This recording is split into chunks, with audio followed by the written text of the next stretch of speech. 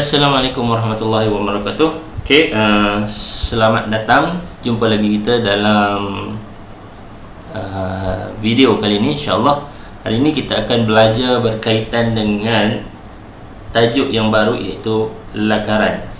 Di mana dalam video kali ini, insyaAllah, cikgu akan kongsikan dekat kamu berkaitan dengan definisi dan juga peranan lakaran dalam harika bentuk. Sebab cikgu nak pendekkan video-video ni supaya bila kamu nak tengok tu dia tak adalah panjang sangat. Baik, insyaAllah cikgu akan cuba buat video tu supaya tak terlalu panjang. Baik, seperti mana kita nak tengok pada buku pada hari ini adalah berkaitan dengan lakaran. Kamu boleh rujuk buku teks kamu muka surat 66. Siapa yang ada buku teks kat depan tu boleh rujuk muka surat 66, ataupun kamu boleh tengok skrin bersama dengan cikgu. Untuk pengenalan dia, apa yang kamu tahu tentang lakaran? Lakaran ni seperti mana yang kamu tahu, dia tidak menggunakan alat tambahan. Dia hanya memerlukan pen dan kertas. Maksudnya contoh dekat skrin yang cikgu buat ni, cikgu ada sebatang pen. Kita buat garisan. Garisan cikgu.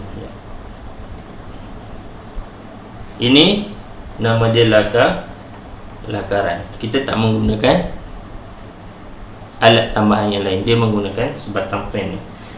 Untuk detail definisi nanti kita akan masuk pada buku teks nanti. Kita padam dulu.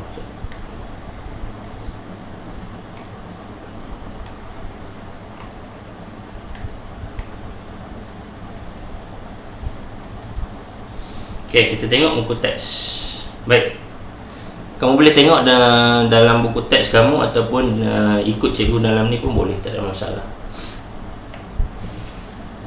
Kita tengok 4.1 standard kandungan tu, lakaran pictorial. Dalam lakaran pictorial ni kita akan belajar tentang definisi, kita akan belajar tentang peranan, dan kita akan belajar tentang jenis-jenis lakaran yang ada. Baik, tapi untuk hari ini kita akan fokus kepada peranan lakaran saja. Pengenalan kita tengok. Lakaran pictorial adalah gambaran kasar objek sebenar yang dilihat dari pelbagai arah atau sudut pandangan. Dilihat dari pelbagai arah sudut pandangan. Lakaran ini menunjukkan gambaran bentuk sesuatu objek dalam 2 dimensi atau 3 dimensi. Lakaran digunakan oleh mereka untuk menyampaikan idea, konsep kepada pelanggan. Kita tengok balik kepada kertas ni. Dia kata tadi lakaran 2 dimensi 2 dimensi ataupun 3 dimensi. Macam mana kita nak kenal pasti 2 dimensi dan 3 dimensi? Senang macam ni. Kalau 2 dimensi, dia hanya ini. Kita tengok dia 2 arah. Kalau 3 dimensi, dia 3 arah. Saya buat kotak. Ini adalah lakaran 3D. Ini adalah 2D. Faham? 3D bukan 3B. Kita balik kepada buku teks kita. Seterusnya kita tengok muka surat sebelah. Ini perbincangan ni. Ini saya rasa tak perlu. Kita terus masuk kepada lakaran pictorial. Yang ni kamu kena ambil ingat. Lakaran merupakan contengan berbentuk garisan, gambar dan simbol bahasa yang menerangkan sesuatu perkara. Ini kalau diminta definisi bagi lakaran pictorial. Yang bawah tu nanti kamu boleh baca. Okey, kita tengok definisi lakaran. Sebab kalau ikutkan dalam ni, definisi ni tak ditekankan sangat. Cuma kalau dah ada dalam ujian, itulah definisinya. Okey, lakaran ialah satu lukisan awal atau lukisan draft yang dihasilkan menggunakan teknik lakaran bebas, iaitu freehand drawing tanpa bantuan alat melukis seperti pembaris atau jangka lukis. Seperti mana cikgu tekankan di awal tadi, dia adalah freehand. Okey, freehand.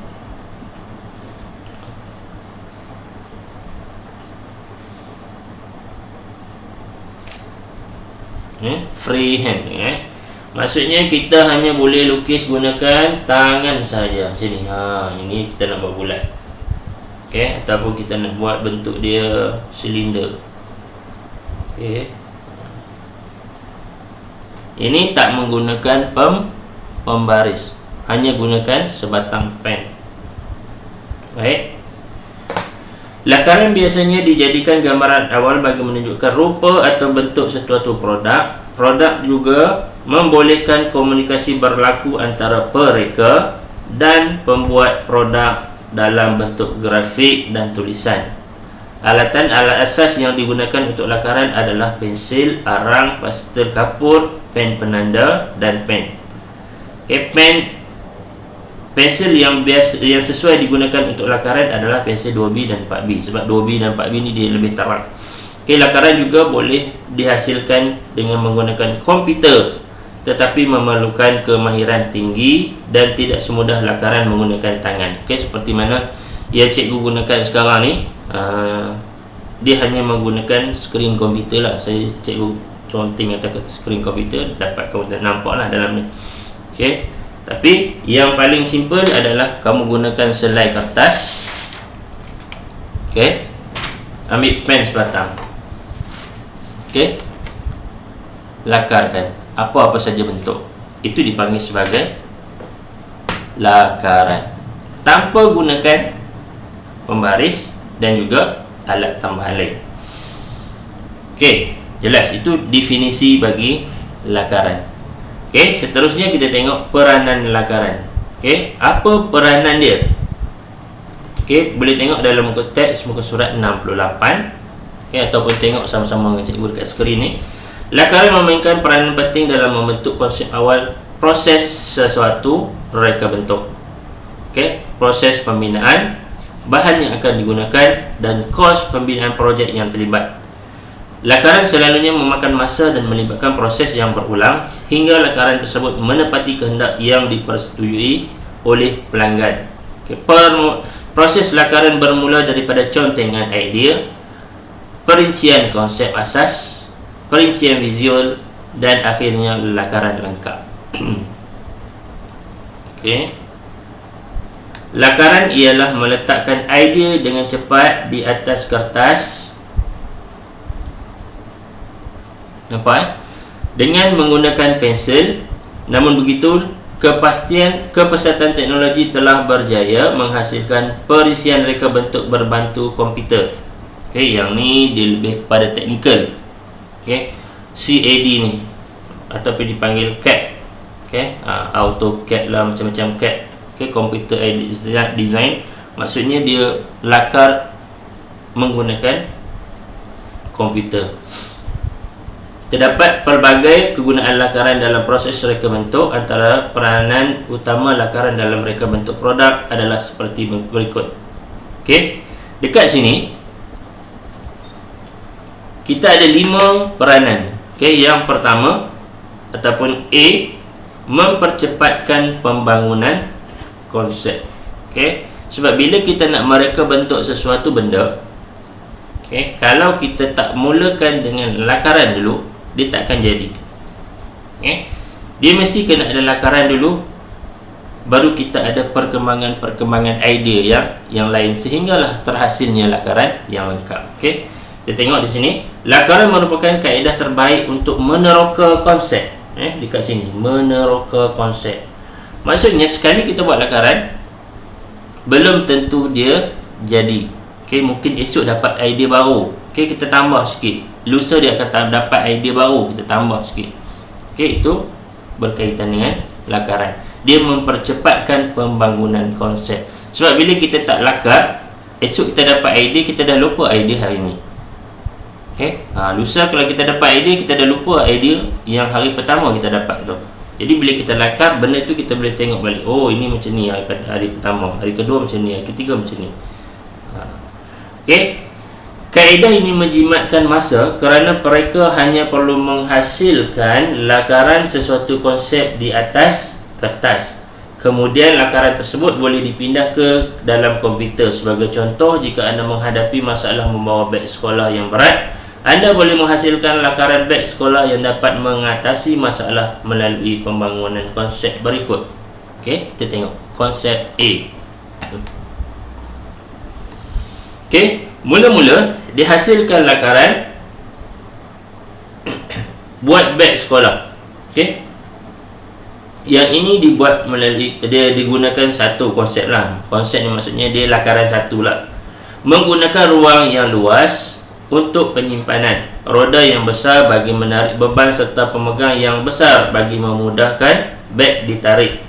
Okey, ni lakaran dibuat. Okey, kemudian kita tengok konsep B. Mengekalkan ciri-ciri beg sekolah tapi reka bentuknya lebih ergonomik, roda yang lebih kecil, pemegang yang boleh berputar, ditambah pada beg. Nampak? Bentuk dia dah berubah. Mula-mula dia buat dalam bentuk ni. Okey. Tapi dia nak tambah baik lagi, dihasilkan bentuk yang macam ni. Nampak? Itu dipanggil sebagai perkembangan idea. Okey, dalam mempercepatkan pembangunan konsep. Okey, ini peranan yang pertama. Okey, A. Seterusnya, okey, ni ada dibuat konsep C pula. Sama kita terus kepada peranan yang kedua. Yang ni lebih kurang macam yang atas juga, cuma dari segi idea dia berubah. KB, konsep asas komposisi untuk ilustrasi. Kamu tengok, dia ada pandangan hadapan, pandangan belakang, pandangan sisi. Okey, pandangan hadapan, pandangan belakang, pandangan sisi, dia menghasilkan lukisan 3D. Ini bentuk 3 dimensi. Yang ni bentuk lakaran 2 dimensi. Faham? Itu beza dia. Okey, 3D ni dalam satu bentuk ni kita nampak semua, pandangan depan, pandangan hadap belakang, pandangan sisi, pandangan atas, pandangan hadapan, pandangan sisi. Okey, lakaran merupakan satu kaedah yang cepat dan pantas untuk merujuk komposisi komponen dalam ilustrasi awal sesuatu reka bentuk. Okey, Raja 4.4 menunjukkan lakaran beberapa bahagian kereta dari sudut pandangan yang berlainan. Okey, tapi dalam lukisan biasanya dia ada pandangan hadapan, pandangan atas dan pandangan sisi. Pandangan belakang ni untuk ilustrasi saja. Okey, seterusnya, okey, peranan yang ketiga, medium komunikasi antara pelanggan dan pereka. Okey, bila kita dah siap satu konsep, satu lakaran idea, kita jumpa dengan pelanggan yang kita nak buat lakaran tadi. Kita tanya dia, macam ni okey tak? Kena tak dengan cita rasa dia? Contoh dia, kamu nak buat sebiji rumah, nak buat satu biji rumah. Okey, kamu cari satu arkitek. Okey, kamu minta dia, kamu senaraikan macam mana bentuk yang kamu nak. Okey, nak berapa bilik, kena bagi tahu dia lah.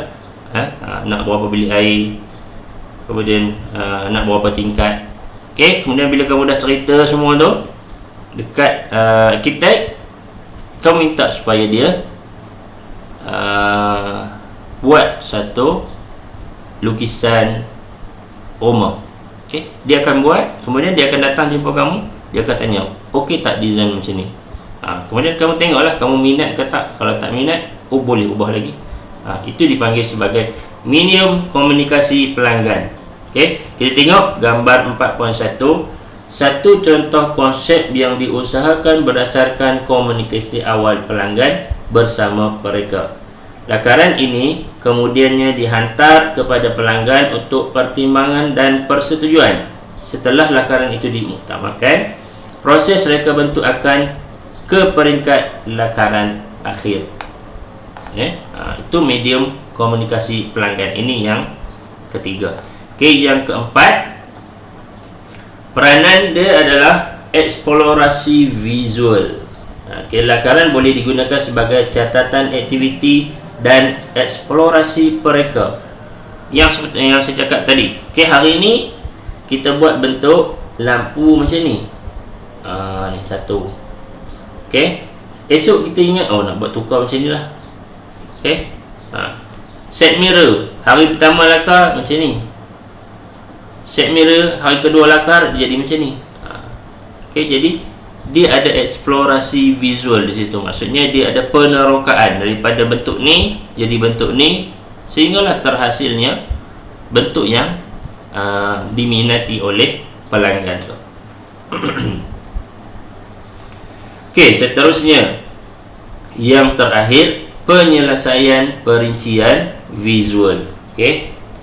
Penyelesaian perincian visual. Lakaran diperincikan dengan menambah pelbagai elemen berasaskan prinsip reka bentuk. Lakaran diperincikan dengan menambah pelbagai elemen. Kamu kena ingat balik daripada awal kamu belajar itu, apa dia elemen, apa dia prinsip.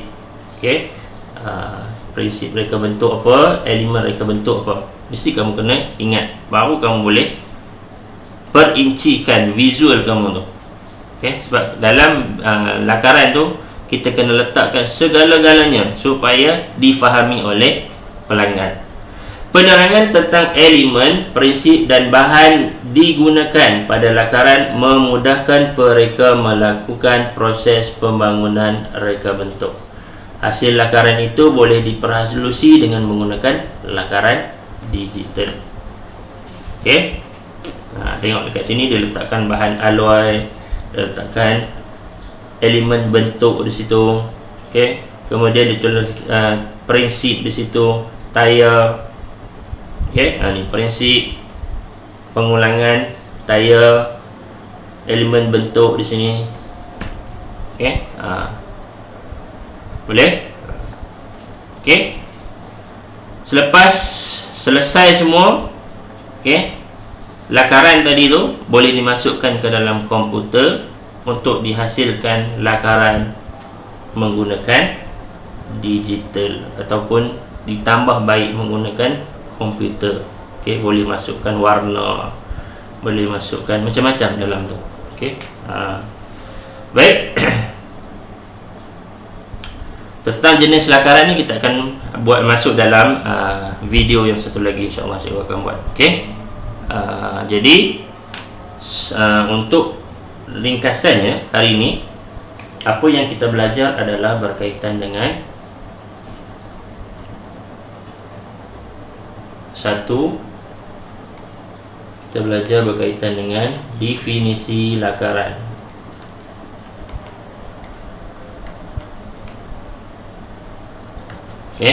Itu yang kita belajar. Yang kedua, kita belajar tentang 5 peranan lakaran.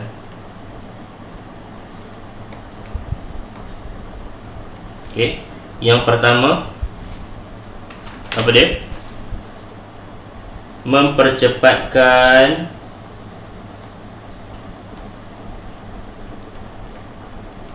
pembangunan konsep.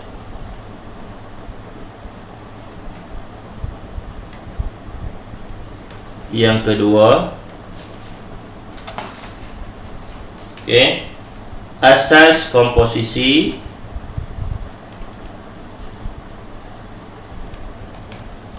untuk ilustrasi. Yang ketiga, medium komunikasi pelanggan. Okey, yang keempat, eksplorasi visual.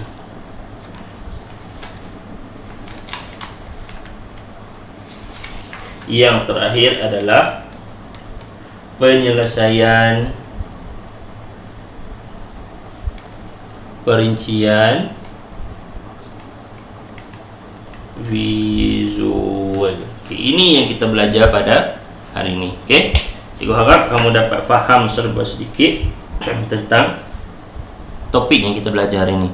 Okey, 5 peranan lakaran. Yang pertama, mempercepatkan pembangunan konsep. Kedua, asas komposisi untuk ilustrasi. Yang ketiga, medium komunikasi pelanggan. Yang keempat, eksplorasi visual. Yang kelima, penyelesaian perincian visual. Okay, ini yang kita belajar dalam lakaran pictorial.